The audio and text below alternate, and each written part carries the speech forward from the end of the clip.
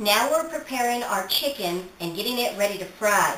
We have taken our chicken breasts and taken them off of the bone, and now I have beat my egg whites just until they're frothy. It's not to a stiff egg white.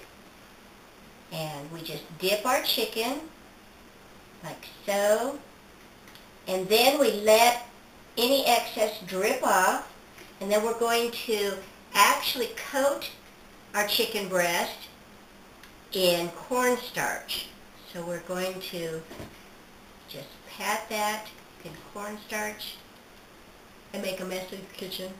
And then you just want to make sure any excess cornstarch comes off your chicken breast and set that aside. And we'll do this again. I know I'm a messy cook here. But this cornstarch just seems to want to go everywhere. Just pat that, like so. And then I've got two little pieces of my chicken left.